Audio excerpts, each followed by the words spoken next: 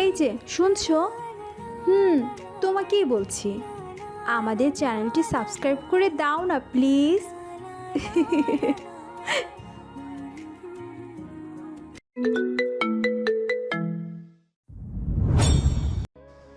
দাদি, আমি আছি তো। কাকে তো ভয় পাচ্ছ? কি হয়েছে তোমার? আমি খুলে বলো। রূপসার রাগে কেঁপে চলছে। মাহাদুর চাহনি দেখে আর নিজেকে আটকে রাখতে পারল না। বাতাসিকে ছেড়ে দিয়ে কষে একটা থাপ্পড় মারল রূপসার গালে। না, একটা মেরে ও ক্ষান্ত হলো না, পরপর কয়েকটা চড় মারল রূপসাকে। তারপর চিৎকার দিয়ে বলল, চোখ নামা। এত বড় অপরাধ করে আবার ওই চোখের দাপড় দেখাস কিভাবে? আর তুই দাদির গায়ে হাত তুলিস কোন সাহসে? তোর এত সাহস কবে থেকে হলো? এত নিচে নেমে গেলে কিভাবে? হ্যাঁ, আরে তুই তো মানুষ নামে একটা দুপায়ে পশু। পশুদেরও তো দয়মায় আছে, তোর তো দেখছি সেটাও নেই। এত অধপতন তোর এই জন্য, শুধু এর জন্য আমাদের ইনভাইট করেছিস? আর যদি তোর বাবা মা তোর বিচার না করে, তাহলে আমি নিজেই তোর বিচার করব। মাহাদার এক মুহূর্তও দেরি না করে ফুয়াদকে কল দিয়ে রুমে আসতে বলল। আসার সময় ফুফু, ফুফা আর বাবাকেও নিয়ে আসতে বলল। কিছুক্ষণের মধ্যে সবাই এসে হাজির হলো, সাথে নিসাও চলে আসলো।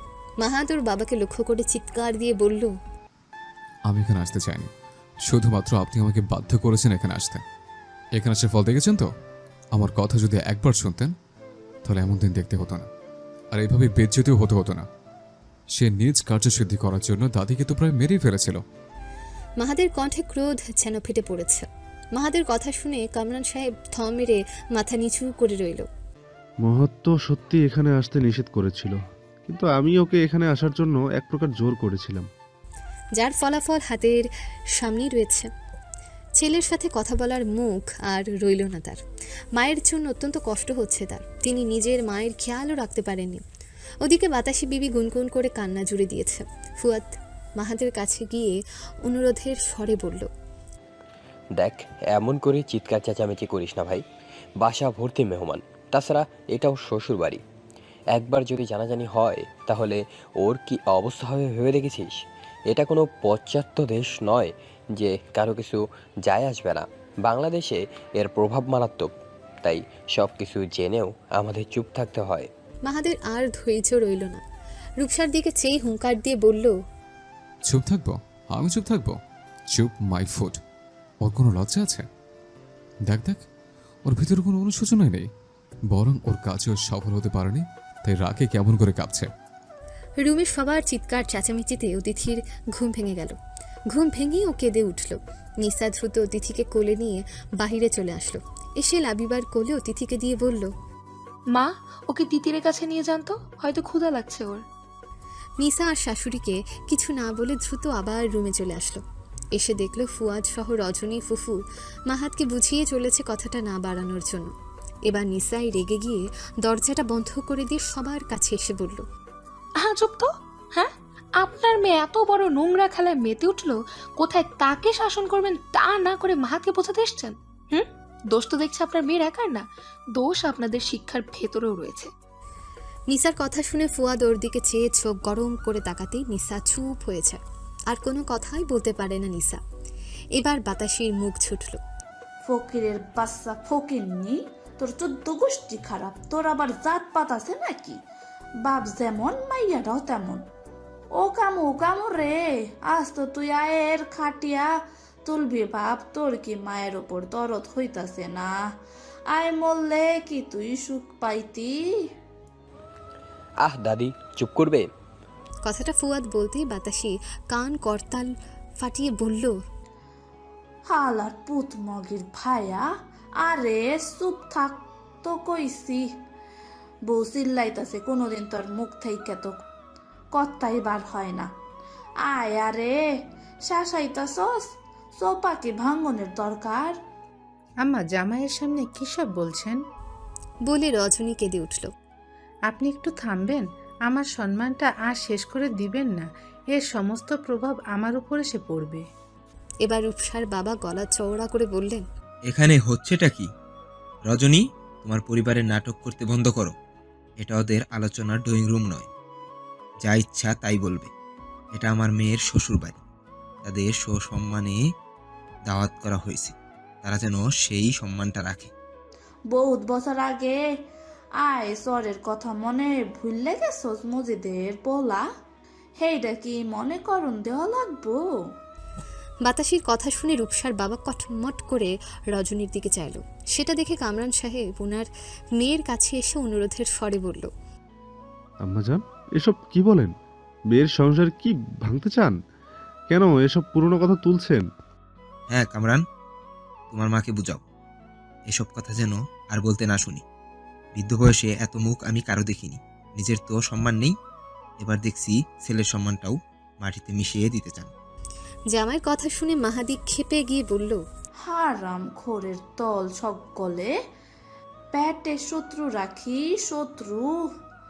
আয় রে, যে এতক্ষণ কবরের ভেতরে ঢুকায় তার কোনো বিচার নাই, সব কটা ইমতিয়াজের চেয়ারম্যানের মতো হইছে। রক্ত রক্ত, একই রক্ত যে সকলের শরীরে বইতাছে, কব্বরের ভেতরে ঢুকায়া ওই ইমতিয়াজ চেয়ারম্যান তার স্বভাবখানা পোলা মাইয়ার বাটাই দিয়া গেছে। আয় মল্লে সকলে খুশি হয়ে 40 কইরা বেড়াইতো। তুই কিছু একটা ক মাহা, তুই ছাড়া আর কেউ নাই। বাবা, আমি কিছু করিনি। নানি আমাকে আগে থেকেই দেখতে পারতো না, আর এখন এসে নাটক করছে। আপনি জানেন না তার স্বভাব কেমন, আর তাকে আশকারা দেওয়া তো মাহাদির কাজ। রূপসা আর ওর বাবার সাথে বেদম ঝগড়া লেগে গেল বাতাসির। কেউ কাউকে থামাতে পারছে না। মনে হচ্ছে তারা বাবা মেয়ে মিলে সব দোষ মাহাদ আর বাতাসির উপর চেপে দিয়ে মুক্তি পেতে যাচ্ছে। রূপসতী এমনি এমনি কাজ করার মতো মেয়ে নয়। কথাটা মাথায় আসতেই মাহাদ এদিক ওদিক চোখ বুলাতে লাগলো। হ্যাঁ, অদূরে ক্যামেরা সিটিং দেখতে পেল। দ্রুত ওটা নিয়ে সব দেখে ওর ফুফার হাতে তুলে দিয়ে বলল, নিজ মেয়ের নাটক দর্শন করেন, এরপরেও যদি দাদিকে কটু কথা বলেছেন তো আমি ভুলে যাব আপনি আমার কে হন। রূপসার বাবা সব দেখে আর কোনো কথা বলতে পারল না। চুপ করে নিজের হাত নিজে মোচড়াতে লাগলো। কিন্তু রজনী এসে কাঁদতে লাগলো, কারণ ও ভালো করে জানে মাহাদ খেপে গেলে ও কি করতে পারে। তাই মাহাদের হাত ধরে অনুরোধ করে বলল, বাবা, ওর হয়ে আমি তোর কাছে ক্ষমা চাচ্ছি। তুই জানিস তো ও কেমন পাগলাটে মেয়ে।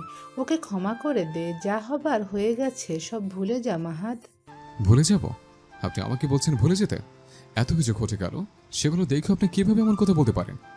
নিজের মায়ের কথা তো একবার ভাববেন নাকি? সন্তান প্রতি এত ভালো না, সে তো আমাকে প্রায় শেষ করে ফেলে দিয়েছিল। আমার লাইফ সহ সংসার সবকিছু ধ্বংস করার জন্য উঠে পড়ে লেগেছে।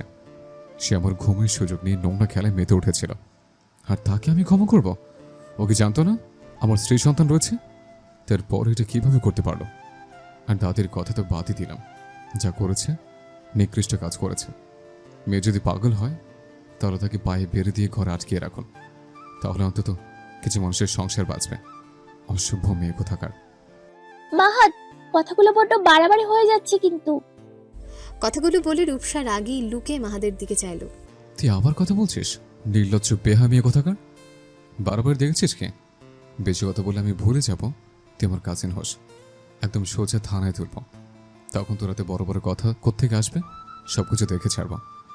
সম্মান নিয়ে টানা হেঁচড়া করলে ভুক্তভোগীর কতটা কষ্ট হয় তা বুঝিয়ে ছাড়ব। সব জায়গায় পাগলামো, তোকে আমার চোখের সামনে জানার না দেখে। মাহাদ, বলে জোরে একটা চিৎকার দিল রূপসা। তোর এত অহংকার বেড়ে গেছে। আমি বলছি তোর কথা তুই সংযত কর, এবার কিন্তু বেশি বেশি হচ্ছে। Just shut up. I don't want to talk to a dirty girl like you. I can't even bear your face. Get out of front my eyes. Mahad কথাগুলো এত জোরে ধমকের সাথে বলল যে রূপসা সহ ওর বাবা পর্যন্ত কেঁপে উঠল। কামরান সাহেবের মুখ থেকে মাহাদ নামটা উচ্চারণ হতেই, আমি যদি এখানে আর এক মুহূর্ত থাকি তাহলে ওকে নির্ঘাত খুন করব। তাই আপনারও বিচার করেন, আর যদি আমি বিচার করি তাহলে আপনাদের বাপের মান সম্মান ধুলিস্যাৎ করে ছাড়ব। কথাগুলো বলে মাহাদ রাগে ঘর থেকে বের হয়ে গেল। তিতির অতিথিকে কোলে নিয়ে কয়েকজন মহিলার সাথে কথা বলছিল। এমন সময় মাহাদ প্রায় ছুটেই বের হয়ে গেল বাসার বাহিরে। দূর থেকে মাহাদের এমন ছুটে চলে যাওয়াটা স্বাভাবিক লাগলো না তিতিরের। তিতির মহিলাদের সাথে দ্রুত কথা শেষ করে ওদের কাছ থেকে সরে এলো। একটু দূরে সাদের কাছে গোলাপ দাঁড়িয়েছিল, সেও মাহাদের চলে যাওয়ার দিকে চেয়ে আছে। তিতির দ্রুত গো শব্দটা উচ্চারণ করতেই গোলাপ বুঝে ফেলল তাকে কি করতে হবে। গোলাপ মোটেও বিলম্ব না করে এক দৌড়ে মাহাদের পিছে ছুটে বাহিরে চলে গেল। কিছু তো একটা হয়েছে, মাহাদকে স্বাভাবিক দেখাচ্ছিল না। তিতির সাবিনাকে ডেকে ওর কোলে অতিথিকে দিয়ে বলল, বোন, ওর খেয়াল রাখিও, দাদি আসলে না হয় ওকে তার কাছে দিও। ওকে বলে সাদকে কাছে ডাকলো তিতির। সাদ ওর মায়ের কাছে এসে গা ঘেঁষে দাঁড়াতে ওকে নিয়ে শাশুড়ির কাছে গিয়ে বলল, মা, সাদকে একটু দেখে রাখবেন আমি না আসা পর্যন্ত। লাবিবা অবাক হয়ে বলল, কোথায় যাচ্ছ তুমি? এই তো সামনে। বলেই তিতির সাদের মাথায় হাত বুলিয়ে বলল, বাবা, আমি একটা কাজে বাইরে যাচ্ছি, আশা করি তুমি আমাকে কারো কাছে লজ্জিত করবে না। অতিথির খেয়াল রেখো শোনা, আর দাদাজান আসলে সব সময় তার কাছে থাকবে। তিতির ছেলেকে উপদেশ দিয়েই ওই অবস্থায় মাহাতকে অনুসরণ করে দ্রুত চলে গেল। বাইরে আসতেই দেখলো ড্রাইভারের কাছ থেকে চাবি নিয়ে মাহাত গাড়িতে উঠে পড়েছে। গোলাপও সেই সুযোগে গাড়িতে উঠে পড়ল। মাহাত গোলাপকে বারবার চলে যেতে বলছে, কিন্তু ও একটু নড়াচড়া করলো না, বরং মাহাদের পেটের সাথে ওর মাথাটা ঘষিয়ে করুণ সুরে ডাকতে লাগলো। ভীষণ বিপদ আসলে প্রাণীরা হয়তো আগে থেকে বুঝতে পারে। গোলাপের আচরণ দেখেও এমনটাই লাগছে। তিতির দ্রুত এসে গাড়িতে বসে বলল, গোলাপ তো আপনার কথা যাবে না, কারণ ওর মায়ের হুকুম আছে তার বাবাকে ছাড়া যেন এক চুল পরিমাণ না নড়ে। মাহাত তিতিরকে দেখে অবাক হয়ে ওর দিকে চেয়ে রইল। মেয়েটাকে বলতে হয় না তার যন্ত্রণার কথা, সব সমস্যা তার কাছে ধরা পড়বে। নিজেকে সংযত করে মাহাত গলা ঝেড়ে বলল, বাচ্চাদের কার কাছে রেখে এসছ? আর তুমি ওদের ছেড়ে কেন এসছ? এক্ষুনি চলে যাও। স্বামীর কথা শোনা প্রতিটি স্ত্রীর জন্য ফরজ, কিন্তু তিতির আজ কোনো কথা শুনল না, বরং একরোখা হয়ে বসে থাকলো। দেখেন, আপনি যেখানে যাবেন আমাকেও সেখানে নিয়ে যান। আল্লাহ সুবহানাহু ওয়া তাআলার পরে যদি আপনার কারো সঙ্গ দরকার, সেটা হলো আমি। যদি আপনি আপনার সমস্যার কথা আমাকে নির্দ্বিধায় না বলতে পারেন, তাহলে আমি আপনার অর্ধাঙ্গিনী হিসেবে ব্যর্থ। এখন বলেন, আমি কি চলে যাব না আপনার কাছে থাকবো? প্লিজ আমাকে ব্যর্থ প্রমাণিত করবেন না। তিতিরের এমন কথা শুনে মাহা তিতিরকে জড়িয়ে ধরে হাঁদুরে গলায় বলল, সাদ, অতিথিকে কার দায়িত্বে রেখে এসছ? সাদকে মার কাছে আর অতিথিকে সাবিনার কাছে রেখে এসেছি। ওদের নিয়ে সমস্যা নেই, গোলাপকেও পাঠিয়ে দিব ওদের কাছে, কিন্তু আমাকে আপনার সাথে নিয়ে চলুন। হুম। বলেই তিতিরকে ছেড়ে দিল মাহাত। আর এই সুযোগে তিতির গোলাপকে নেমে দিল। গোলাপ চলে যেতেই মাহাত গাড়ি স্টার্ট দিল। কিছু দূর যেতেই তিতির গাড়ির মিররে দেখল গোলাপ ছুটে আসছে তাদের দিকে। এমন দৃশ্য দেখে তিতির গাড়ি থামাতে বলল। গাড়ি থামাতে গোলাপ দৌড় এসে গাড়ির কাছে দু পা তুলে ভুকভুক করতে লাগলো। মাহাত গ্লাসটা নামাতেই গোলাপ জানালা দিয়ে ভেতরে ঢুকে মাহাদের কাছে এসে ছটফট করতে লাগলো। আও আও বলে করুণ সুরে ডেকে বারবার মাহাদের বুকের ভেতর জায়গা করে নিতে চাচ্ছে। তিতিরের হঠাৎ মনে পড়ল 4 বছরের আগের কথা। সেদিনও তিতির বাহিরে বের হওয়ার সময় গোলাপ এমন আচরণ করেছিল। গোলাপকে রুমে বন্দি করে রেখে যেতে হয়েছিল, যার ফলাফল তিতিরের উপর আক্রমণ হয়। 3টা বছর সে মাহাদের কাছ থেকে দূরে থেকে অসহ্য কষ্ট উপভোগ করেছিল, তাহলে আজও এমন খারাপ কিছু করতে চলেছে? বুকের ভেতর তোলপাড় করতে শুরু করলো তিতিরের।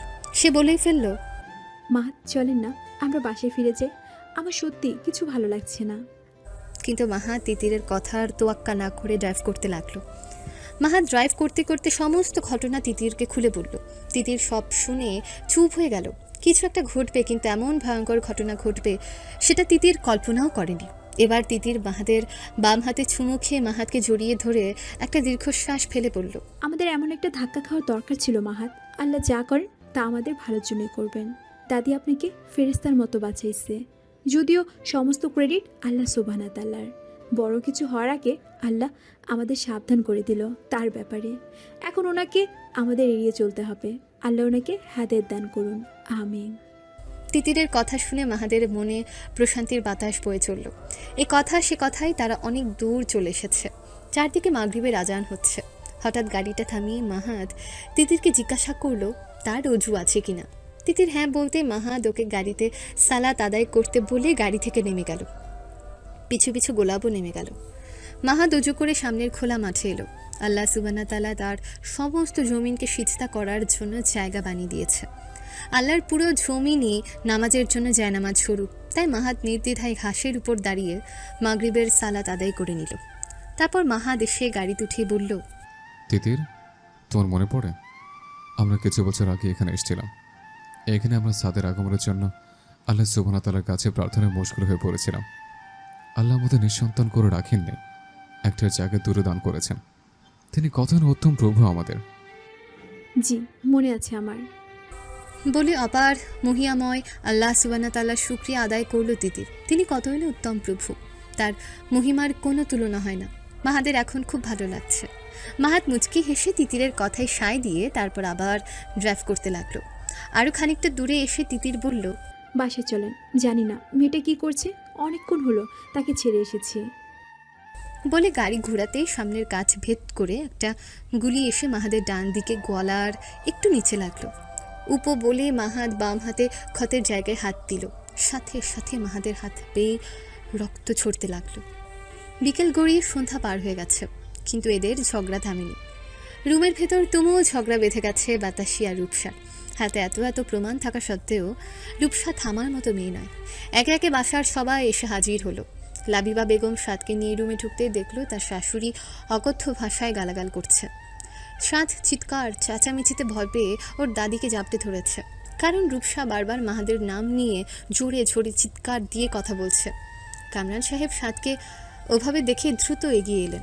স্বামীকে এগিয়ে আসতে দেখে লাবিবা বেগম উত্তেজিত হয়ে জিজ্ঞেস করলেন, এখানে কি হচ্ছে? মাহাদাত কই? মাহাদাতের সাথে আবার কি ঘটলো? কামরান সাহেব রেগে গিয়ে চোখ কটমট করে তাকালো লাবিবার দিকে। তিনি এত চিৎকার চেঁচামেচির ভেতরেও নিচু গলায় বলে উঠলেন, তুমি কবে একজন দায়িত্ববান নারী হয়ে উঠবে? সাদকে এখানে নিয়ে এসেছো কেন? দেখছো না ওর রিয়্যাক্ট কেমন হচ্ছে? তাও আবার ওর বাবার নাম ধরে এখানে ঝগড়া চলছে। লাবিবা ঠিকমতো কথা শুনতে পেল না, কিন্তু কামরান সাহেব আর এক মুহূর্তও দেরি না করে সাদকে কোলে নিয়ে রুম থেকে বের হয়ে এলেন। সাদ ও দাদাজানের গলা জড়িয়ে ধরে চুপ করে রইল।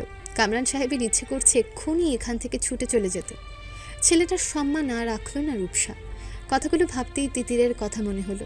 এই মেয়েটা শেষে তিতিরের কোনো ক্ষতি করেনি তো? ও থাকলে তো এতক্ষণে চলে আসতো। কামরান সাহেব খানিকটা অস্থির হয়ে তার এক দেহরক্ষীকে বলল, দেখ তো আমার ছোট বৌমা কোথায় আছে। এমন সময় সাবিনা কাছে এসে বলল, সাহেব কারে খুঁজতেছেন? সাবিনা, তিতির কোথায় রে? তুই কি ওকে দেখেছিস? মেয়েকে রেখে ও কোথায় গেছে? আপাতত ভাইজানের পিছে পিছে গেছে অতিথির আরে দিয়া। কিছু দরকার ছিল? মাহাদের সাথে গেছে? কামরান সাহেব কথাটা বলে ফোন বের করে ড্রাইভারকে কল দিয়ে বলল, সজল মাহাত কি গাড়ি নিয়ে বের হয়ে গেছে? জি স্যার, ছোট সাহেব তো প্রচণ্ড রেগেছিল। ম্যাডাম আর গোলাবো তার সাথে গেছে। আচ্ছা ঠিক আছে। কামরান সাহেব কিছুটা হলেও মনে শান্তি পেলেন। তিতির সাথে যাওয়া মানে মাহাতকে শান্ত করা ওর বাম হাতের খেল। থাক, কিছুটা সময় তার একান্তে কাটাক। রূপসার বর তুষার কিছু বুঝতে পারছে না। মাহাদার যাই হোক, এমন কাজ সে কখনো করবে না। সে মাহাদ সম্পর্কে অনেক কিছু জানে। তার স্ত্রীকে নিয়ে কম কাহিনী হয়নি। এমন একটা মহান পুরুষ কেন তার স্ত্রীর সাথে এমন অশোভন আচরণ করবে? তুষারকে দেখে বাতাসি বিবি চিক্কুর দিয়ে বলল, তোমার নষ্টা বইয়ের বিচার করো, আয়ের কথা কত বিচার করো কেউ। দেখো তোমার বউয়ের হাতে এই যে ক্যামেরা আছে না, সেখানে সব প্রমাণ আছে। একটু ভালো কইরা দেখো, কত বছর সংসার করছো আর বউরে চিনতে পারলা না। বাতাসির ভাষা কিছুটা হলেও শুদ্ধ হয়েছে। যা শুনে নিসা খানিকটা অবাক হয়ে গেল। এই মহিলার কত নাটক করবে। এদিকে বাতাসির কথা শুনে রূপসা ওর হাতে রাখা ক্যামেরাটা এত জোরে ছুঁড়ে মারলো যে সেটা সাথে সাথেই ভেঙে গেল। তুষার সাথে সাথে রূপসার হাত চেপে ধরে বলল, তুমি ওটা ফেলে দিয়ে ভাঙলা কেন? ওখানে কিছু নেই, ওটা ওদের দাদি আর নাতির সাজানো প্ল্যান ছাড়া কিচ্ছু না। তাছাড়া দেখছো না মাহাত কাজগুলো করে চোরের মতো পালিয়ে গেছে। ওর কি আর মুখ দেখানোর জো আছে নাকি? আর এত কিছু দেখেও আবার আমাকে প্রশ্ন করছো কেন? নিসা খেপে গেল রূপসার কথা শুনে। বেয়াদব অসভ্য মেয়ে কোথাকার, এক থাপ্পড়ে দাঁতের মাড়ি খুলে ফেলবো। আর কত নাটক করবে? মাহাত যদি তোমার উপর হামলা করে তাহলে তুমি মাহাদের রুমে কেন রয়েছো? তাহলে মাহাদের তো তোমার রুমে থাকা উচিত ছিল। তুমি এখানে কি করছো? আর তোমার মতো মেয়ের উপর মাহাদের নজর থাকলেও তিতিরকে বিয়ে করতো না? তোমার কাহিনী তো আমরা কম জানি না। রূপসা নিজেকে বাঁচানোর জন্য নানা কথা বলে যাচ্ছে মাহাদের নামে। এবার লাবিবা আর ফুয়াদ রেগে গেল রূপসার উপর। হারামজাদা নে, ফকিনির পক্ষ নে, কেমন করে মিথ্যা কথা বলছে দেখোস? বলে বাতাসি ফুয়াদকে সবার সামনে ইচ্ছে মতো গালাগাল দিতে লাগলো। হুম, হাজি মুন্সি আইছে। দরজান উতলা পড়ছে, মন চাইতাছে তোর সোপাই ভাঙ্গি। নানি চুপ করবেন, তোমাদের এত সম্মান দিয়ে দাওয়াত করে আনলাম আর আজ তার প্রতিদান এইভাবে তোমরা দিচ্ছ? তোমরা তো দেখছি অকৃতজ্ঞের দল। রূপসার এমন কথায় তুষার ঠাস ঠাস করে সবার সামনে থাপ্পড় মারল রূপসাকে। এই তুমি যদি এতই সত্যবাদী হও তাহলে ওই ক্যামেরা ভাঙলে কেন? আমাকেও দেখতে দিতে সেখানে কি ছিল। তোমার আচরণই বলে দিচ্ছে তুমি কতটা খারাপ কাজ করেছো। বিয়ের আগে যদি আমি জানতাম তোমার ব্যবহার এরকম, তাহলে তোমাকে বিয়ে করা তো দূরে থাক, তোমার মুখ অবধি দেখতাম না। আমি সত্যি বলছি তুষার, এমন কাজ আমি করিনি। বলে সবার সামনে রূপসা কেঁদে উঠল। আমার সন্তান আছে, আমি কেন এসব করবো বল? হ্যাঁ তাই তো, তোমার তো সন্তান আছে, সেই সন্তানের মাথা ছুঁয়ে এবার বলবা তুমি সত্যি কথাগুলো বলছো কিনা, তাহলে আমি তোমার সব কথা মানবো। কথাগুলো বলে তুষার রূপসাকে টেনে হিঁচড়ে নিয়ে যেতেই রূপসা থমকে দাঁড়ায়। সে আর তুষারের সাথে যেতে চায় না। অবশেষে সে তুষারের পায়ে পড়ে কাঁদতে লাগলো আর নিজের দোষ স্বীকার করলো। সবার সামনে তুষারের মাথা হেঁট হয়ে গেল। কত আনন্দে তার পরিবার এমন একটা নামজাদা পরিবারকে নিমন্ত্রণ করেছিল। সবার সামনে কত গর্ব ভরে নিজের ভাগ্যের প্রশংসা করেছিল, কিন্তু নিজেরই স্ত্রী সব কিছু শেষ করে দিয়েছে, আর মুখ দেখানোর জোর রইল না। তুষার রূপসার বাবাকে উদ্দেশ্য করে বলল, আর যাই হোক, আপনার মেয়ের সাথে সংসার করা আমার পক্ষে সম্ভব নয়, আমি আপনার মেয়ের থেকে আলাদা থাকতে চাই। রূপসার বাবার চোখ মুখ শক্ত হয়ে গেল। নিজে শাশুড়ির দিকে কঠোর চোখে চেয়ে বলল, আজ যদি আমার মেয়ের সংসার ভেঙেছে তো মনে রাখবেন আপনার মেয়েরও সংসার ভেঙে যাবে, শুধুমাত্র আপনারই কারণে। সংসার ভাঙলে আর কি? মজিদ সাহেব জানতো সে একখান হারামজাদা পুত জন্ম দিছে, তাই সব কিছু যায় না। হের পুতের নামে কোনো সম্পত্তি দেয় নাই, সব আয়ের মাইয়ার নামে লিখা দিছে। তাই বাস্তব ভাড়া না হন চাইলে আর মাইয়া নিয়ে থাকতে হবে। আর যদি আর মাইয়ার শরীরে কেউ ফুলের টোকাও দেয় তাইলে তারে জেলের ভাত খাওয়ামু। আর মাইয়া না থাকলেও তারে যে ভিক্ষা করে খাইতে হইতো হেডা কি সে ভুললে গেছে?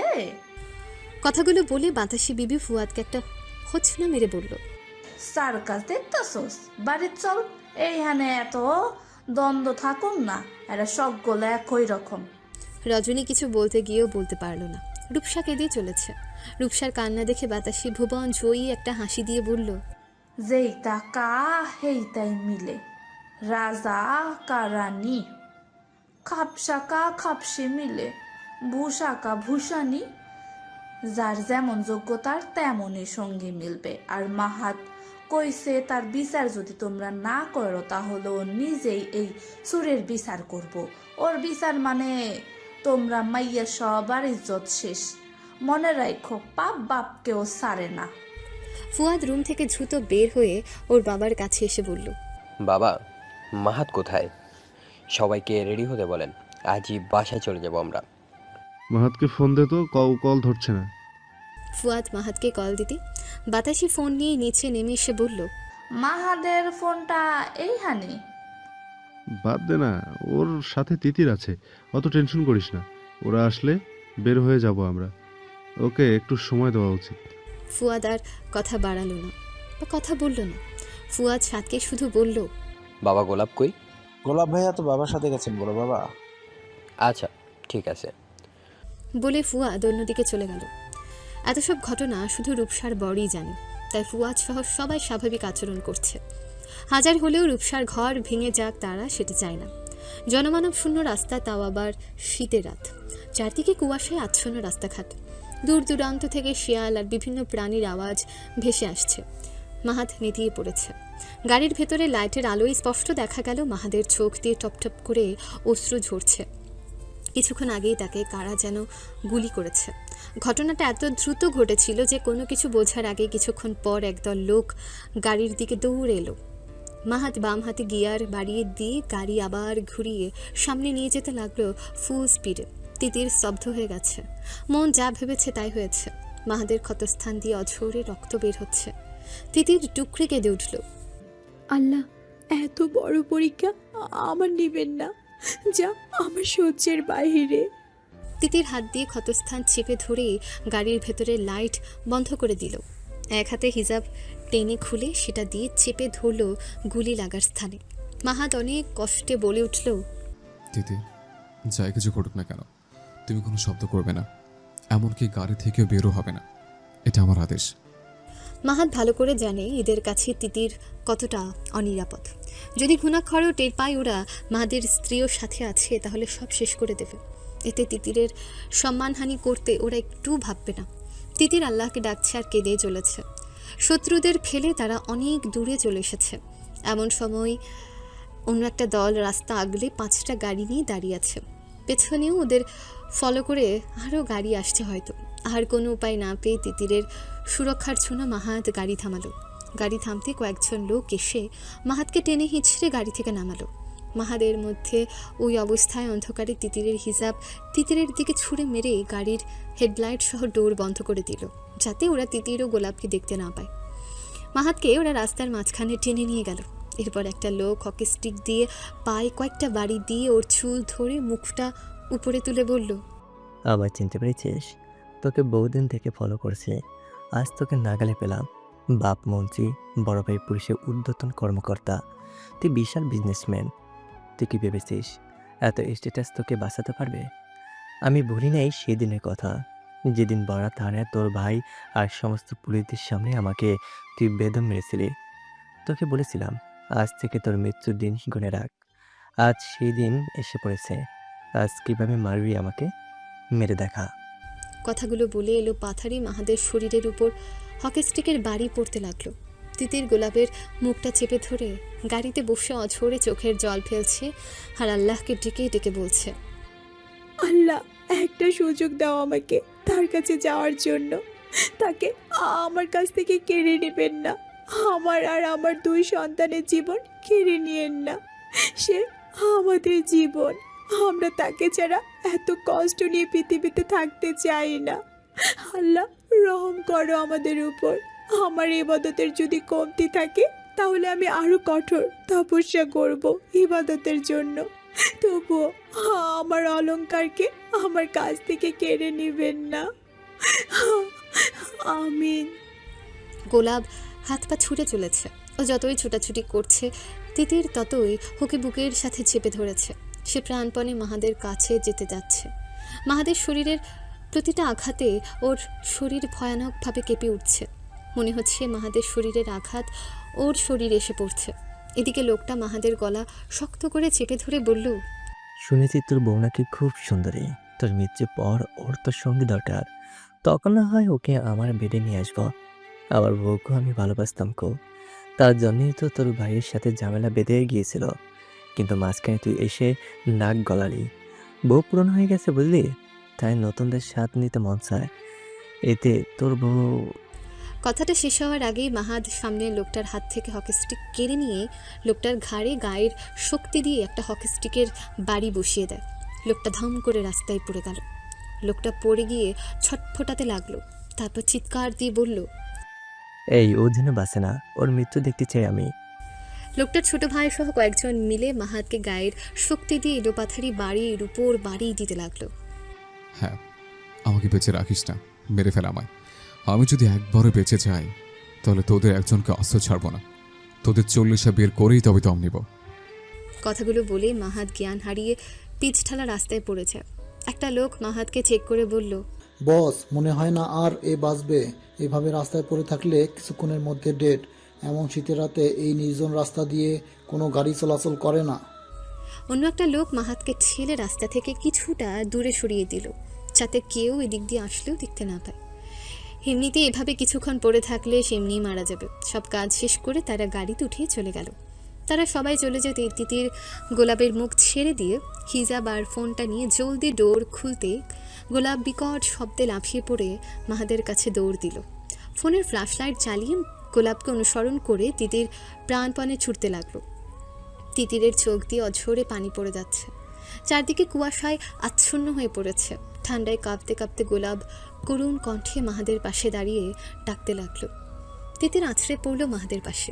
মাহাদ মাহাদ বলে তিতির মাহাদকে ঝাঁকিয়ে চলেছে। মাহাদের শরীরে গরম কোনো কাপড়ও নেই। শরীরটার যেন ধীরে ধীরে জমে যেতে শুরু করলো।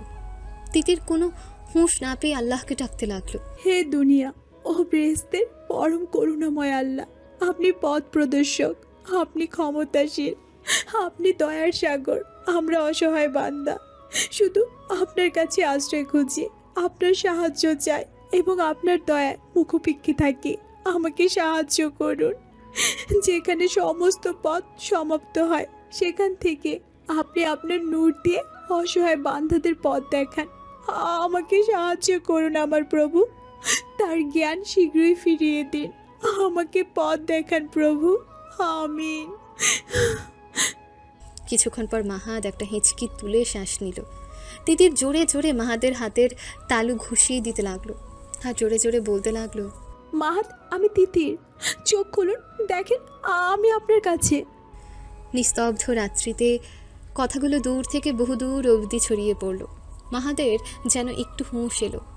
আস্তে আস্তে চোখ খুলে ঝরে ঝরে নিঃশ্বাস নিয়ে তিতিরের হাতটা চেপে ধরে অনুরোধের স্বরে পড়ল, তিতির, এখান থেকে চলে যাও, ওরা আবার আসবে। অন্য দল জানে তুমি আমার সাথে ছিলে। আমি মনে হয় আর বাঁচব না। তুমি নিরাপদে গোলাপকে নিয়ে চলে যাও। আমাদের সন্তানদের জন্য হলেও কোনো একজনকে বাঁচতে হবে। মাহাদের এমন কথা শুনে তিতির প্রচণ্ড রেগে গেল। তিতির চিৎকার দিয়ে বলল, আপনাকে ছাড়া আমার চলবে না। আপনি শুনতে পাচ্ছেন? আমাদের সন্তানদেরও আপনাকে ছাড়া চলবে না। আর যদি আপনার কিছু হয়ে যায়, আমি কি করব নিজেও জানি না। হে আল্লাহ, সারা জীবন আপনি আমার পরীক্ষা নিয়েছেন। আমি এই পাপী বান্দে আজ আপনার পরীক্ষা নিব। আপনি কিভাবে ওনাকে রক্ষা করবেন আমি জানি না। আমি শুধু এইটাই জানি, সুখে হোক আর দুঃখে হোক আমি আমার স্বামীর সাথে বাকি জীবনটা কাটিয়ে দেব, যার দায়িত্ব শুধু আপনারই দিতে হবে। তিতির ওর ওড়নাটা খুলে মাহাদের ক্ষতস্থানে হিজাবটা চেপে ধরে ওড়না দিয়ে শক্ত করে বেঁধে আল্লাহ আকবর বলেই মাহাদকে একটা হিঁচকা টান দিয়ে দাঁড় করালো। আল্লাহর রহমতে মাহাদ আর জ্ঞান হারায়নি। তিতির মাহাদকে টেনে আনতেই দেখলো দূরে কয়েকটা গাড়ি হেডলাইট চালিয়ে দ্রুত গতিতে ছুটে আসছে দিকে। আল্লাহ সাহায্য করুন বলে তিতির মাহাদকে নিয়ে অন্য পথে হাঁটা দিল। গোলাপ যেহেতু একটা সর্ববিষয়ে প্রশিক্ষণ প্রাপ্ত কুকুর, তাই নিঃশব্দে তিতিরকে পথ দেখিয়ে নিরাপদ রাস্তার দিকে অগ্রসর হতে লাগলো। কিছু দূর যেতেই গোলাপ পিছু ফিরে বারবার চাইছিল। গোলাপের চোখ দুটি জলজল করে জ্বলছে। সেই চোখের আলো দেখে তিতির মাহাদকে নিয়ে অগ্রসর হচ্ছে জঙ্গলময় পথ দিয়ে। এক নিমিষে সাদা কুয়াশাচ্ছন্নতে হারিয়ে গেল তারা। কিছু দূর যাওয়ার পর মাহাদ তিতিরকে সহ নিচে পড়ে গেল। তিতির, আমি আর পারছি না বলে জোরে জোরে শ্বাস নিতে লাগলো। তিতির হন্তদন্ত হয়ে কেবল ফোনের ফ্ল্যাশ লাইট জ্বালাতে যাবে এমন সময় মাহাদ নিষেধ করলো লাইট জ্বালাতে। গোলাপের শরীরে হাত বুলিয়ে কিছু একটা বোঝাতে চেষ্টা করলো মাহাদ। সাথে সাথে গোলাপ দৌড়ে কুয়াশার মধ্যে হারিয়ে গেল। তিতির, আমাকে সাহায্য করো বলে তিতির মাহাদকে আবার তুলে দাঁড় করালো। এত কষ্টের মধ্যে তিতির আল্লাহকে স্মরণ করতে ভুলে যায় না, বরং আয়াতুল কুরসি সহ বিভিন্ন গুরুত্বপূর্ণ কুরআনের আয়াতগুলো পাঠ করতে থাকলো। এমন সময় গোলাপ আবার চলে আসলো। মাহাদ বড় একটা নিঃশ্বাস নিয়ে খুব কষ্টে বলে উঠল, তিতির, গোলাপকে অনুসরণ করো। কথাগুলো বলে মাহাদ প্রায় সম্পূর্ণ শরীরের ভর তিতিরের উপর দিয়ে চলতে লাগলো। খানিকটা চলার পর গোলাপ থেমে গেল। একটা গাছের নিচে এসে দাঁড়ালো তারা। মাহাদ তিতিরকে সহ বসে পড়ল। আর চলার ক্ষমতা নেই, পা দুটো যেন অবশ হয়ে আসছে। মাহাদ ঠোক চিপে বলল, তিতির, আমি পায়ে একদমই শক্তি পাচ্ছি না, তুমি একটু দেখো তো। তিতির আগে নিজের শরীরের লং কোটটা খুলে মাহাদকে পরিয়ে দিয়ে ওর পায়ের তালু বারবার ঘষে দিতে লাগলো আর দোয়া পড়ে সেখানে ফু দিতে লাগলো। তিতির, হচ্ছে না, আরো দ্রুত জোরে জোরে পায়ে ম্যাচের করতে থাকো, নাহলে পা অচল হয়ে পড়বে। মাহাদের কথা শুনে তিতির প্রাণপণে পা ম্যাসেজ করে দিতে লাগলো। মাহাদের প্রচণ্ড কষ্ট হচ্ছে, তবুও তিতিরকে বুঝতে না দিয়ে দাঁতে দাঁত চেপে চুপ করে রইল। এমন সময় দূরে দেখলো কয়েকটা লাইটের আলো এদিক ওদিক ছুটাছুটি করে এদিকে আসছে। মনে হয় তারা তিতির আর মাহাদকে খুঁজছে। শত্রু যেন তাদের দৌড় গোড়ায় এসে পৌঁছালো। তিতির দ্রুত উঠে মাহাদের কাছে গিয়ে মাহাদকে পেছন দিক থেকে জড়িয়ে ধরে টেনে আরও গাছের আড়ালে নিয়ে গেল। তারপর মাহাদকে বুকের ভেতর নিয়ে গোলাপকে কাছে ডেকে মনের ভয়কে ছুঁড়ে ফেলে দুহাত তুলে মোনাজাত ধরল। হে আমার রব্বে, আপনি করুণাময় এবং ক্ষমাশীল, আমার মালিক। আমরা আপনার কৃতজ্ঞতা বান্দা। আমরা আপনার দয়ার প্রতি যথেষ্ট শুকরিয়া আদায় করতে পারি না। আমাদের ক্ষমা করুন প্রভু। আমি স্মরণ করছি আপনার সেই মহিমাময় দিনগুলোকে, যে দিনগুলোতে আপনি আপনার প্রিয় হাবিব রাসূল সাল্লাল্লাহু আলাইহি ওয়াসাল্লামকে কাফেরদের হাত থেকে রক্ষা করেছিলেন, যখন তিনি গুহায় আশ্রয় নিয়েছিলেন নবীজি সাল্লাল্লাহু আলাইহি ওয়াসাল্লামকে জালিমের হাত থেকে রক্ষা করতে। গুহাকে দুর্গ, মাকড়সার জালকে বর্ম এবং পাখিকে বল্লম রূপে পাঠিয়েছিলেন। আজ তেমনি একদল জালিমের দল আমাদের পিছু নিয়েছে। আপনি আমাদের জয় করুন এসব জালিমদের উপর, রক্ষা করুন আপনার অপরা মহিমাময় শক্তি দ্বারা। আমরা তো একমাত্র আপনার উপরই ভরসা করি। ধৈর্য ও সাহসের সাথে এমন পরিস্থিতি মোকাবেলার শক্তি দিন। আমিন, আমিন, আমিন। মোনাজাত শেষ হতে গোলাপ ছুটে কুয়াশার মধ্যে হারিয়ে গেল। তিতিরের কোনো বাধা এসে না মেনে সামনে এগোতে থাকে। তিতির ওর চুলের খোপা খুলে ফেলল, তারপর ওর লম্বা লম্বা চুল দিয়ে মাহাদের মুখটা আড়াল করলো, যাতে মাহাদের মুখে কনকনে শীতের আঘাত না পড়ে। তিতির সব আল্লাহর উপর ছেড়ে দিয়ে মাহাতকে শক্ত করে বুকের সাথে চেপে ধরে বলল, আমরা এমন প্রভুর আয়ত্তে আছি যিনি সারা জাহানের মালিক। তার থেকে উত্তম হেফাজতকারী আর কে আছে? আমরা ইনশাল্লাহ, ইনশাল্লাহ, ইনশাল্লাহ এই বিপদ থেকে মুক্ত হব। হ্যাঁ, যারা একনিষ্ঠভাবে তার প্রভুকে স্মরণ করেন, প্রভু তাদের হেফাজতের দায়িত্ব নিজে তুলে নেন। তিনি তো অপার দয়াময় আর ক্ষমাশীল। গোলাপ ছুটছে শত্রুদের দিকে। কিছু একটা দৌড়ে আসতে দেখে শত্রুরা থমকে দাঁড়ালো। ভালো করে লাইটের আলোয় দেখতে লাগলো চারপাশটা। তারা দেখতে পেল সামনে সাদা একটা ধবধবে কুকুর দাঁড়িয়ে আছে। গোলাপ ওদের দেখে আক্রমণাত্মক হুঙ্কার ছিঁড়ে চিৎকার দিয়ে জানিয়ে দিল তাকে অতিক্রম করা তাদের পক্ষে সহজ হবে না। একজন বলে উঠল, বস, এটা মাহাদের কুকুর, এর অনেক রেকর্ড আছে। আমরা কেন গাড়ি চেক করলাম না? তখন করলেই লেটা চুকে যেত, এত কষ্ট করতে হতো না। রোস্তম আমাদের না বললে তো আমরা জানতামই না ওর বউ আর কুত্তাও ওর সাথে ছিল। কথাগুলো বলে খ্যাক খ্যাক করে হেসে উঠল লোকটি। কুকুর এখানে আছে মানে আশেপাশে ওরও আছে। এই সবাই খুঁজতে লাগো।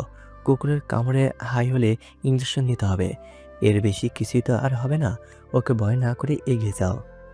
বসের হুকুম পেয়ে দলের বাকি লোকগুলো এগোতেই যা দেখলো তাতে তাদের হুঁশ উড়ে গিয়ে আবার মাটিতে পড়ে গিয়ে আছাড় খেলো। গোলাপের পরপর কয়েকবার ডাকে লোকজনগুলোর কাছে মনে হলো শত শত কুকুর দাঁড়িয়ে আছে। সবার চোখ দিয়ে যেন আগুন ছড়ছে।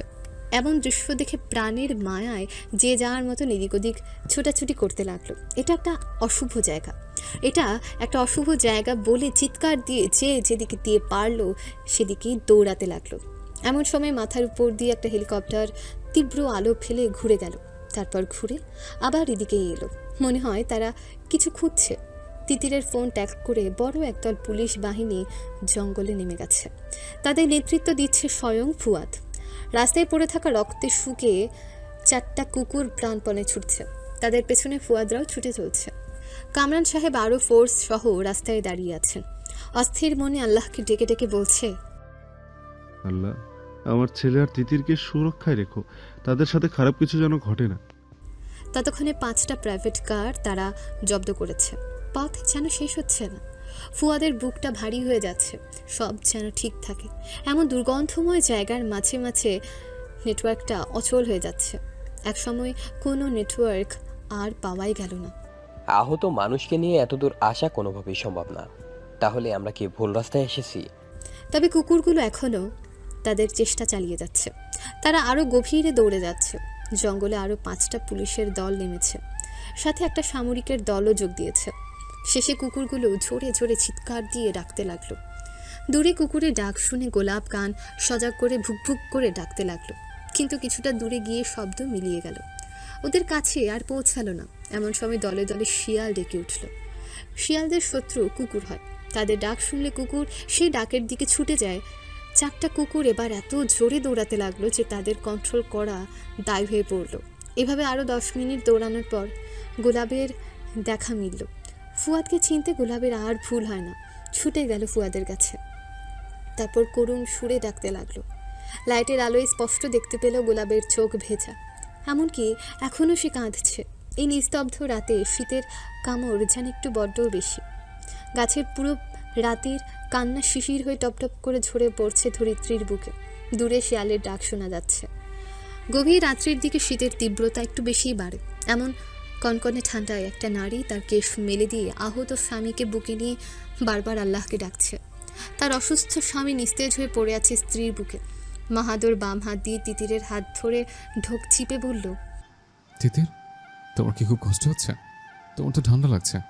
আমার গা থেকে কোটটা খুলে নিচে পড়ে নাও। ঠান্ডা লেগে গেলে শিশু অতিথি ঠান্ডা লেগে যাবে, আমার কোনো সমস্যা হবে না। মাহাদের এমন স্পষ্ট কথা শুনে তিতির মাহাদের দিকে চেয়ে রইল।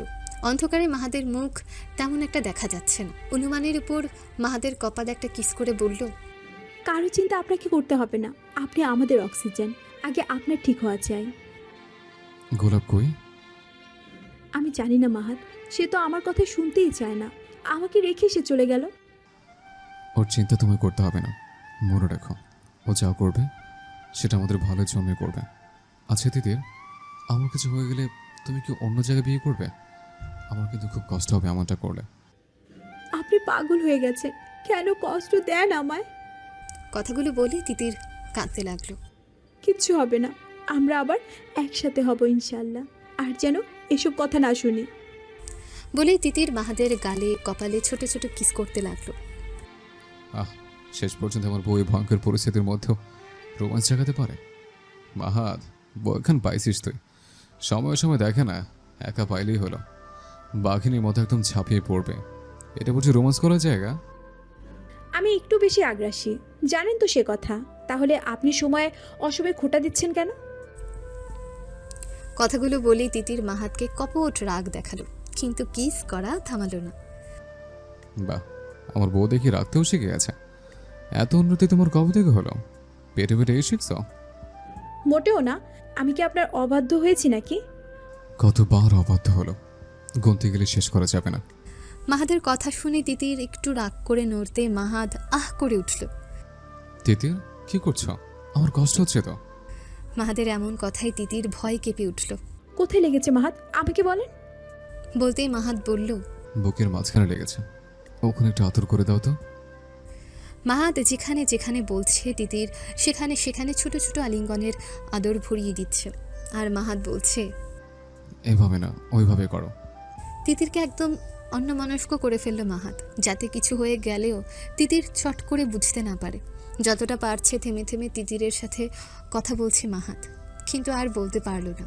মাহাদ নিজের সেন্স ঠিক রাখার বারবার চেষ্টা করেও ব্যর্থ হলো।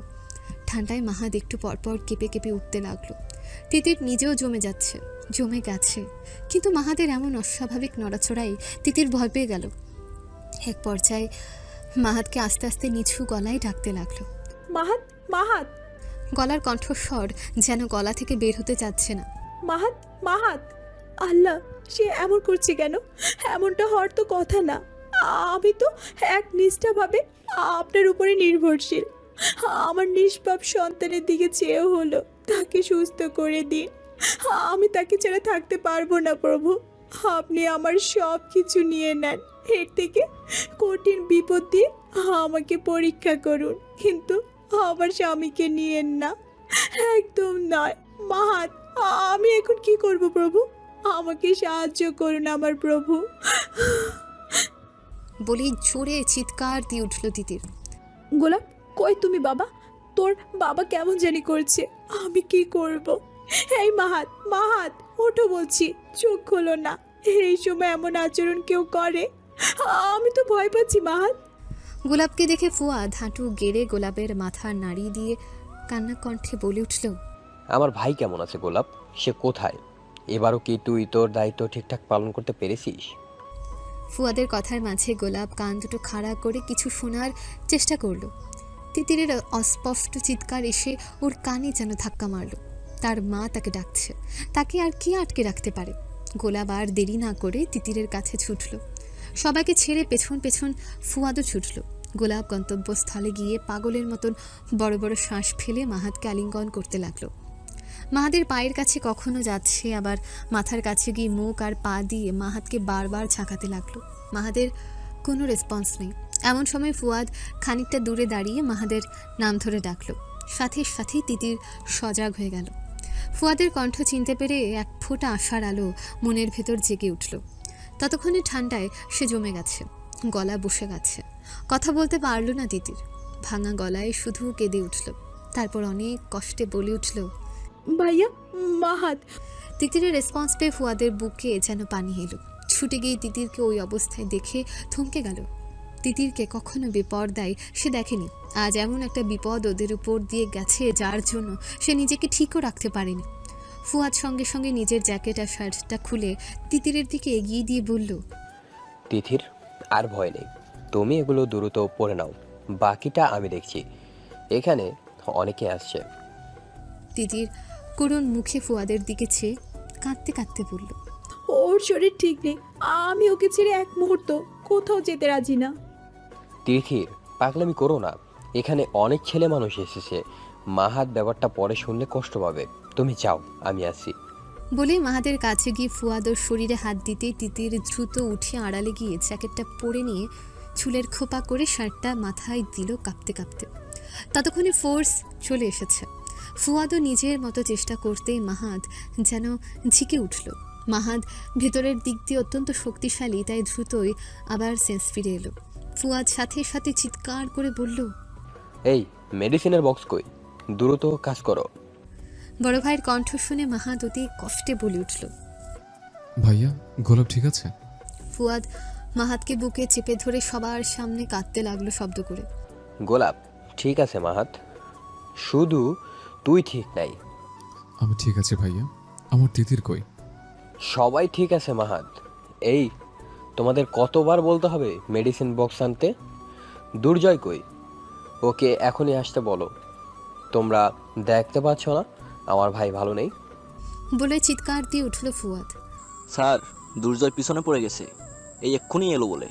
মাহাত ফুয়াদের হাতটা চেপে ধরে ক্ষীণ কণ্ঠে বলে উঠল, ভাইয়া, আগে তিতিরের ট্রিটমেন্ট করো, ওই শরীরটা খুব খারাপ হয়ে গেছে, ওর উপর দিয়ে অনেক ঝড় গেছে। ফাহাদের কথা আর বোঝা গেল না, ভাইয়ের বুকে চুপ হয়ে গেল।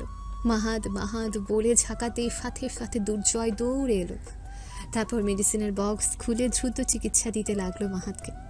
দেন হেলিকপ্টারকে সিগন্যাল পাঠাতে হেলিকপ্টার গাছের উপরে অবস্থান করে নিচে রশি ফেলে দিল এবং উপর থেকে সরসর একজন দড়ি বেয়ে নেমে আসলো।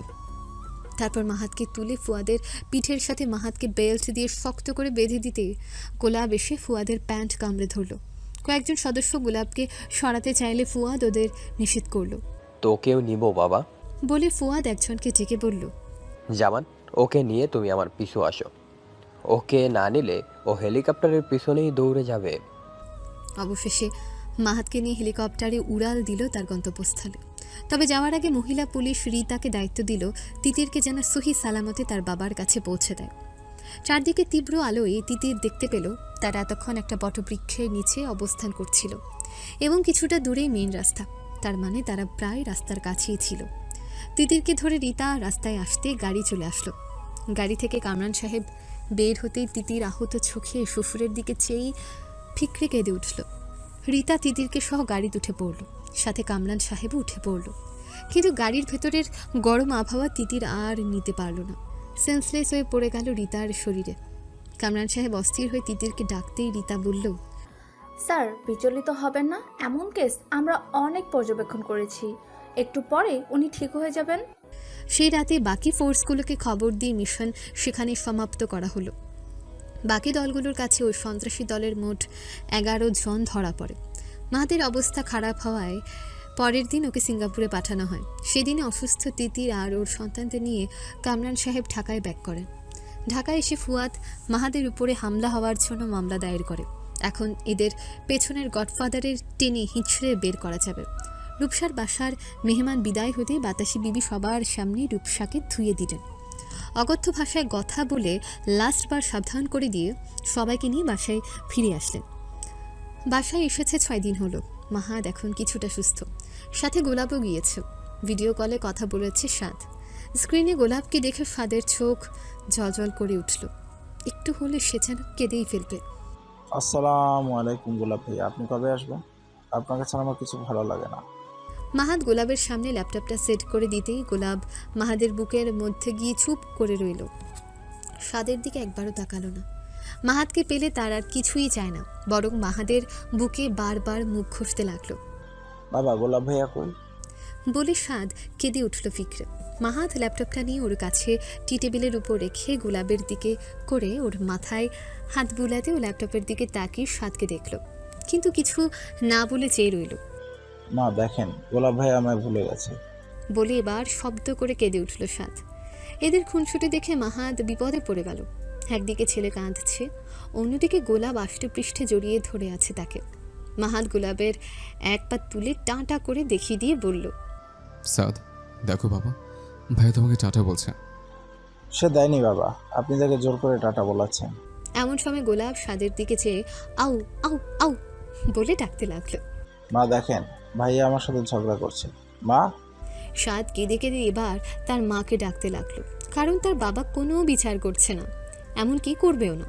সে তার থেকে ভাইকে বেশি ভালোবাসে, কিন্তু মা তার বিচার অবশ্যই করবে, তাই মা একমাত্র ভরসা সাদের জন্য। এই রে হলো, আমার ছেলেটাকে কাঁদিয়ে দিলে তো। বলে গোলাপকে একটা ধমক দিল মাহাত, কিন্তু গোলাপের কথার তোয়াক্কা না করে গোলাপ উল্টে পা সব মেলে দিয়ে মাহাদের কোলে পলট দিতে লাগলো। এক পর্যায়ে পড়ে যেতে লাগলেই মাহাত ওকে ধরে ফেলল। এই চুপ, আর একটু হলে তো পড়ে যেতে, এমন করে কেউ? গোলাপ মাহাদের ধমক কানে না নিয়ে বরং মিষ্টি মিষ্টি বকাগুলো গায়ে মেখে মাহাদের সাথে মান অভিমানে মেতে উঠল। বসা থেকে উঠে মাহাদের দু ঘাড়ে পা তুলে দিয়ে নিজের গালের সাথে ওর গাল লাগিয়ে আদর করতে লাগলো। মাহাদ ও গোলাপকে আদর করতে লাগতে তিতিরের শাসনে দুই বাপ বেটা চমকে উঠে ল্যাপটপের দিকে তাকিয়ে সামনে রণমূর্তিকে দেখে যেন নুয়ে পড়ল। আইছে প্রাইম মিনিস্টার শাসন করতে, তার ছেলের সাথে এরা দুই বাপ বেটা যে অন্যায় করেছে সেটার কি আর ছাড় আছে নারীর কাছে? গোলাপ লাড্ডুর মতো দুটি চোখ পাকিয়ে কেবল ল্যাপটপের স্ক্রিনে গিয়ে তিতিরকে ভালো করে করতে যাবে, এমন সময় তিতিরের ধমক খেয়ে একদম মাহাদের কোলের ভেতর ঠাঁই নিল, আর তিতিরের দিকে তাকালোই না, ভয় চুপ করে রইল। এদের স্বামী স্ত্রীর মধ্যে যখন এমন মান অভিমানের পালা চলতে লাগলো, তখন রুমে নিসার আগমন ঘটল। সাথে সাথে তিতির আর মাহাত দুজনেই চুপ হয়ে গেল। রুমে শুধু তিতিরই ছিল। সাদ অভিমান করে আগেই রুম থেকে বের হয়ে গেছে। নিসা বুঝতে পারেনি মাহাত লাইনে আছে। দরজাতে দাঁড়িয়ে থেকে নিসা বলল, স্বামী সব সময় এত বিপদে থাকে, তবু এই অবস্থায় তোমার এত ফুটতে আসে কোথা থেকে? বাবাকে নিয়ে এই রাতে কোথায় যেতে চাও? তোমার কি লজ্জা বলতে কিচ্ছু নেই? তোমার জন্য আর কত আমরা বিপদে পড়বো। শুনেছিলাম তোমার মা নাকি তোমাদের পরিবারকে শেষ করে দিয়েছিল। তোমারও তো দেখছি একই স্বভাব রয়েছে। বাবাকে না মারলে কি তুমি দম নিবা না? তোমাদের মতো মেয়েরা শুধু পরিবারের জন্য ঝামেলা ছাড়া কিছুই বয়ে আনে না। আমার তো মনে হয় তোমার থেকে ডাস্টবিনের নোংরা ময়লারও দাম অনেক বেশি। বহুরূপী মেয়ে কোথাকার, মুখোশ পরে সবার সাথে ভালো ব্যবহার করে সবাইকে কবজা করে নিয়ে বাড়ির লিডার হতে চাও না? তাদের মতো মানুষকে অব্দি তুমি বাগিয়ে আনিয়েছো। তুমি কি ব্ল্যাক ম্যাজিক জানো তিতির? এত দ্রুত কেউ এইভাবে নোংরা খেলায় সাফল্য হতে পারে? চেহারা দিয়ে তো মাহাতকে ভুলিয়েছো, বাকিদের কি দিয়ে ভুলিয়েছো? আমাকেও শেখাও, ঘরের রাজনীতি আমিও একটু শিখি। নিসার কথা হয়তো বা আরও বলার বাকি ছিল, কিন্তু গোলাপ মাহাদের কোল থেকে উঠে সে এত জোরে খেকিয়ে চিৎকার করে উঠল যে তার শব্দ নিসার কান গোড়ায় গিয়ে আঘাত করল। নিসা ভয় সম্বিত হয়ে গেল, কিন্তু এবারও বরাবরের মতন তিতিরের ঠোঁটের কোণে এক চিলতে হাসি ফুটিয়ে উঠল। শত্রুকে আঘাত করার বড় অস্ত্র হলো তার কথার কোনো জবাব না দিয়ে মুচকি হেসে সেখান থেকে সরে আসা। এটার লোভই সে নিতে পারবে না। তিতিরের হাসিতে নিসা ক্ষেপে আগুন হয়ে গেল, কিন্তু ওর জন্য পরবর্তীতে মাহাদ ওর জন্য কি সারপ্রাইজ রেখেছে সে সেটার কল্পনাও করে রাখেনি। প্রতিবারই কি সে ছাড় পাবে নাকি? এই বিশ্ব ব্রহ্মাণ্ডের সমস্তটা পরিপূর্ণ সত্য। মিথ্যার অস্তিত্ব যদি কোথাও থাকে, তবে তাহা মানুষের মনে ছাড়ার কোথাও নেই। শরৎচন্দ্র চট্টোপাধ্যায়। উক্তিটি মাহাদ গড়গড় করে বলে উঠল। তানিসা, এই কথাটা তোর সাথে একদম যায়, তাই না? মাহাদের কণ্ঠ শুনে নিসা খানিকটা হকচকিয়ে উঠে কাছে এগিয়ে আসতে মাহাদকে দেখল। মাহাদকে দেখে গলা শুকিয়ে গেল। মাহাদ যে এভাবে লাইনে ছিল সেটা নিসা ঘুণাক্ষরেও টের পায়নি। নিসা তিতিরের দিকে একবার চেয়ে আবার মাহাদের দিকে চেয়ে শঙ্কিত হয়ে নিচু গলায় বলল, তুই? আমি তো। কেন, অন্য কাউকে দেখতে পাচ্ছিস নাকি? না মানে আসলে আমি তোকে দেখতে পাইনি। তা ভালো আছিস? ভালো তো ছিলাম এতক্ষণ, কিন্তু তুই আর ভালো থাকতে দিলি কই? মানে আমি কি করলাম আবার? আমি তো কিছুই বলিনি। বলতে গোলাপ ঘেউ ঘেউ করে উঠে নিসার কথার প্রতিবাদ করলো সাথে সাথে। নিসা ভয়ে কেঁপে উঠল। গোলাপ নিসাকে শাসন করা যেন থামাতেই চায় না। মাহাত অনেক কষ্টে থামিয়ে বলল, চুপ, আর একটা আওয়াজও যেন না শুনে। শব্দ শুনলে রুম থেকে বের করে দেব, বুঝলি? আমাকে কথা বলতে দে। মাহাদের ধমক শুনে গোলাপ লেজ গুটিয়ে বসে পড়ে চোখ তীক্ষ্ণ করে নিসার দিকে চেয়ে রইল। ওর চাহনি দেখে মনে হচ্ছে নিসাকে এখন পেলে আর আস্ত রাখবে না সে। মাহাদ ওর মাথায় হাত বুলিয়ে ঠান্ডা স্বরে বলল, তা তুই এই সময় আমাদের রুমে কেন এসছিস? কারণ রুমে ঢুকতে যে নখ দিতে হয় সেটা তোর মা বাবা তোকে শিক্ষা দেয়নি? মানুষের প্রাইভেসি বলেও তো কিছু আছে, কেন এসছিস? তোর বউকে গণধোলাই দিতে। সোজা সাপটা জবাব দিল নিসা। মাহাদ কিছুক্ষণ নিসার দিকে চেয়ে রইল, তারপর নিজেই নীরবতা ভেঙে বলল, আমার বউয়ের অপরাধ। পেছনে তিতির এদের কথা না শুনে রুম থেকে বের হয়ে গেল। এদের সমস্যা এরা মিটাক, বরং এখানে তিতিরকে দেখে নিসা আরও খেপে যাবে। মাহাদ দেখল তিতির বের হয়ে গেল। ওর বের হয়ে যাওয়াটাই বেটার, কারণ এখন নিসাকে মাহাদ যেগুলো বলতে যাচ্ছে তা কারো কাছে প্রকাশ করার মতো না। বাবাকে নিয়ে এত রাতে কোথায় যেতে চায় তোর বউ? বাবার সাথে কোনো সিকিউরিটি গার্ড পর্যন্ত নেবে না। তোর বউ এমন কোনো লাট সাহেব এসেছে যার জন্য ওর সব কথা শুনতে হবে এই বাসার মানুষদের? আর ওর রেজওয়ানের সাথে এত সম্পর্ক কেন? তুই জানিস না রেজওয়ান কি জিনিস? ও কি কি করতে পারে আর আজ অব্দি কি করেছে? বাহ, তুই এত কিছু জানিস। কিন্তু দেখ, আমার বউ তো আমাকে কিছুই জানায়নি। তা তুই এত কথা জানলে কি করে? গোয়েন্দা হয়েছিস? মাহাদের নরম কণ্ঠ শুনে নিসা যেন একটু সাহস পেয়ে বলল, গোয়েন্দা হতে হবে কেন? চোখের সামনে যা ঘটছে তাই বলছি। ওর রেজওয়ানের সাথে এত মেলামেশা কেন? আরে মাহাত, শেষে তোকে ছেড়ে তোর বউ রেজওয়ানের পেছে লাগেনি তো? না, কথাটি এমনি বলতে চাইনি, কিন্তু লসাগু গসাগু করে তো এটাই মিলছে যে তোর এখন যা অবস্থা তাতে তোর বউয়ের তোকে ভালো নাও লাগতে পারবে। তার জন্য ধর ও মানে পরকীয়ায় মেতে উঠেছে। মাহাদ এবার কৌতুক করে মুখে হাসি ফুটিয়ে বলল, তিতির কি সত্যি রেজওয়ানের সাথে কথা বলে নাকি? তাকে আমি বারবার নিষেধ করা সত্ত্বেও তার সাথে কথা বলেছে। ব্যাপারটাতে ভারী অন্যায়। তুই বাচ্চার মা হয়ে তিতির অন্য পুরুষের সাথে এভাবে কথা বলে কিভাবে? তাই তো বলি, সে আমার কাছে আসে না কেন? কেন দূরে দূরে থাকে? বাবার ছেড়ে অন্য কারোর সাথে সম্পর্ক থাকলে তাদের কি বলা হয় নিসা? হাতে তালি মেরে মাহাদের সামনাসামনি বসে পড়ল বেটে। দোস্ত, তুই লাইনে আসিস? কে বলে তুই পরিবর্তন হয়েছিস? এতদিনের বন্ধুত্ব ভুলে যেতে পারে কেউ? যাক সে কথা, ওই সম্পর্ককে পরকীয়া বলে, পরকীয়া। আর আরো একটা কথা শুনলে তো তুই টাসকে খেয়ে যাবি। মাহাদ নিসার দিকে ঝুঁকে ফিসফিসিয়ে বলল, আমি তো টাসকিয়ে খেতে চাই। বল বল, জলদি বল। তোর আর সইছে না আমার। চিন্তা ভাবনা করে শেষ ডিসিশন নিয়ে ফেলেছে। আমি সত্যিই মনে হয় এতদিন ধরে টিনের চশমা ব্যবহার করতাম। তুই না বললে তো আমি চিনতেই পারতাম না আমার বউকে। দেখছিস পেটে পেটে কত বড় ষড়যন্ত্র। ভাবছে এগুলা? ধর, আবার আদর করে বউ ডাকা হচ্ছে। বাসার সব পুরুষদের সে হাত করেছে। শোন, ও যদি ফুয়াদের পেছনে লাগে তাহলে কিন্তু তোর বউকে খুন করবো, বুঝলি? চিন্তা করিস না, তোকে এবার একটা সুন্দর মেয়ে দেখে বিয়ে দিব। তিতিরের থেকেও সুন্দর মেয়ে দিব তোকে। আর বাকি রইল সাদ আর অতিথি। তো চিন্তা না, তোর দ্বিতীয় বউ ওদের না দেখলে আমি মানুষ করে দিবনি। প্ল্যানটা কেমন বলতো? বলে ভ্রুজোড়া নাচিয়ে মুখে 1 মাইল সমান হাসি টেনে মাহাদকে ওর গুনগুন দেখাতে লাগলো। মাহাদও সাথে সাথে হাতে তালি দিয়ে নিসাকে উৎসাহিত করে বলল, আরে দোস্ত, তোর এত বুদ্ধি কই থেকে আসে বলতো? তোর দেশের পররাষ্ট্রমন্ত্রী হওয়া উচিত ছিল। অন্য দেশের সাথে কূটনৈতিক সম্পর্ক খুব ভালো রাখতে পারতি। যুক্তরাষ্ট্রের প্রেসিডেন্ট জো বাইডেনের পররাষ্ট্রমন্ত্রী অ্যান্টনি ব্লিনকেন থেকেও তুই ঝপ্পর পারফর্ম করতে। আহা, বাইডেন তোকে চিনলে এতদিনে তোকে নিয়ে টানা হিচড়ে পড়ে যেত রে। ভাগ্যিস চেনে না, নাহলে আমরা আমাদের নিসাকে হারিয়ে ফেলতাম। মাহাদের এমন কথা শুনে নিসা ভ্রুকুচকে বলল, হারামি, তুই আমার সাথে মশকরা করস? না, মস্করা করবো কেন? এত সুন্দর করে তুই গোপন তথ্যগুলো আমাকে বলে দিলি। সেটা কি বলতো বল? তিতির পরপুরুষের সাথে চলে গেলেও কেউ আমাকে জানাবে না, সেটা তুই ভালো করেই জানিস। আমি তো জানি তুই আমার কত ভালো চাস। আমার এখন তোকে কি বলতে মন চাচ্ছে জানিস? কি কি কি বলতে মন চাচ্ছে রে? জলদি বল, জলদি। বলে নিসা খুশিতে ডগমগ হয়ে গেল। এইভাবে না, আর একটু সামনে এসে বস। তোকে ভালো মতো দেখতে পাচ্ছি না। গোপন কথা, বুঝলি? দেয়ালেরও তো কান আছে। তা ঠিক, দেওয়ালেরও কান থাকে। নিসা একটু এগিয়ে গিয়ে বলল, এবার বল, কেউ শুনবে না। সত্যিই বলবো। তোর কানে থাবড়াইবে, বল জলদি। মাহাত নিসার উৎসাহিত দেখে মুখটা গম্ভীর করে নিসার মনোযোগ নিয়ে গড়গড় করে বলতে শুরু করলো।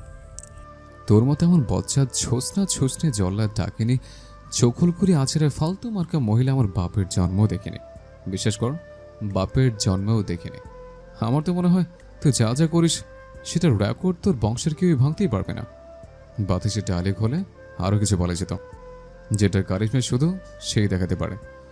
মন চাচ্ছে তোরে থাপড়ায় আফ্রিকাতে পাঠিয়ে দিই।